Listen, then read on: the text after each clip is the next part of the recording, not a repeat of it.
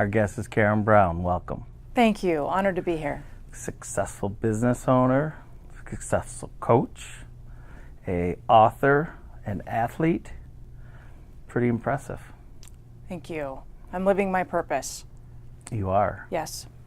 But more importantly, what's impressive is you're a National American University graduate. I know, right? And on top of that, you're going to deliver the commencement speech tomorrow. Yes. How does that make you feel? Incredibly honored and fortunate to get to make a difference with graduates and to celebrate their graduation and their achievement. You graduated with a bachelor's degree. Yes, in applied management. You stated that you were already successful. You had your associate's degree. You were working very successfully. And you said one night you were restless. And you said, you need to figure what that is. And what was that was making you restless that night? It was a lack of fulfillment. And it took me the entire night to understand what that feeling was.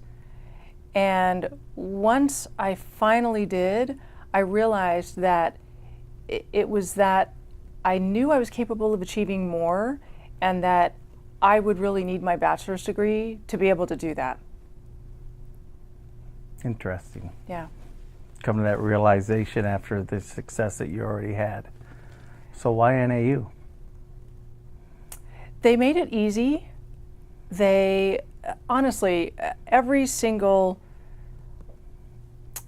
interaction I've had from day one when I was interviewing universities, they would go to the ends of the earth to make it work for me. You know, I was an adult learner. I was over 30 years old. I had been to school before. I had to go nights and weekends. And time was really my currency. So everything had to be very efficient. And they just made it work, from transferring credits to setting my schedule and choosing classes and the academic plan for me to get through everything as quickly as possible and to get as much from it as possible. They just made it work so seamlessly. What kind of support structure do you think would help them be successful? Well, first of all, I think they need support, specifically in that time. It's so important because when you're an adult learner and you're going back to school, you're balancing so many things. So many things. And you're also creating new patterns. So you've operated probably with the same thought patterns, the same kinds of habits, behavioral patterns, if you will. And then once you go back to school, it's like you're cracking yourself open, learning all new things. And that's when we need support the most, because we are learning new habits, we are learning new things, we're progressing, we're growing. And it's during that discovery process, because it's self-discovery and it's also discovery and education. Right. That's when we really need people alongside us, like the success coach you mentioned. Right. That is so pivotal. Makes it so much easier. And the flexibility that I think every person I've run across at NAU shows and brings to the table with every student, that is just so needed, you know, to be able to customize to students and help each one of them along in their path. In January, your second book was published, Unlimiting Your Beliefs, 7 Keys to Greater Success. It's doing well on Amazon's chart. What motivated you to write that book? I discovered the scientific key that holds all of us back to what we want to achieve is something called limiting beliefs. It's when we say, I don't have enough money, time, talent, support to achieve that.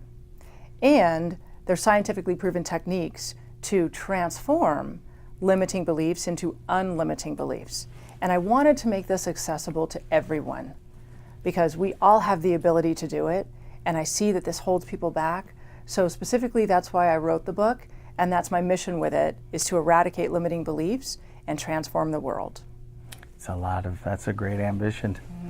Limiting beliefs keep everybody stuck in a place sometimes. How'd you discover the secret? It was during my journey to the Ironman World Championships, which had been my 28-year dream, and I held myself back that entire time through limiting beliefs. So once I discovered that at age 44, being a non-triathlete, totally amateur, recreational mountain biker, I learned how to conquer it. And then I thought, well, nobody's holding me back but me. And I'm done with that. So then once I used the technique and continued to use it, I got there in 2 years. Wow. What a lesson. Yeah. And what I then discovered was that dream was the gateway to my purpose and my ability to do the work that I felt was my destiny. And it really just exploded the door open to everything else that I now do. What would you tell your younger self if you could go back today to where you were when you had those limiting beliefs? Learn how to unlimit my beliefs and think bigger. Go bigger. Go big or go home. Go big or go home, yeah. No, just go big, think bigger, and surround myself with supporters that see it and support me in pursuing and achieving those big things. How do you think that your athletic success has prepared you for what you're doing now? That was my vehicle for personal expansion.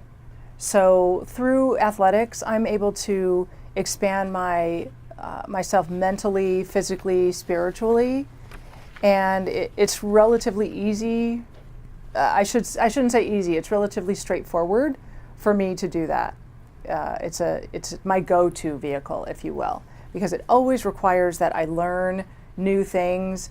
I look at things through a different perspective, and I really am able to push the edge of my comfort zone and continually expand it. What would you tell an NAU grad today that's graduating tomorrow? 2 things. First of all, it's in the toughest moments, when we have challenges that are seemingly so great, maybe impossible, that we learn and grow and progress the most. Embrace and learn from them and get back up when you get knocked down. Keep doing what it takes day after day, just like they did to graduate. The other thing I would say is to use their graduation to find their gateway to the life they are meant to live. And remember, absolutely anything is possible. You mentioned in some of your writings about dreaming, and as you've gained this success, are you still dreaming? Yes, all the time. What's next?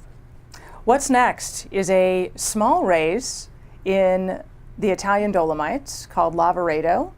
It is 120 kilometers through the Italian Dolomites. It's a trail run. Just 19,000 feet of climbing in 30 hours. So I'll actually run or race over 2 nights, which is challenging for me.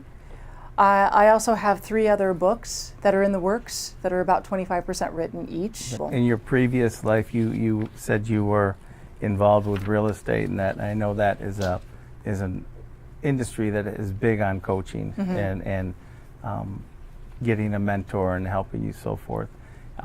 Did you learn a lot from that you apply to what you do today? Yes.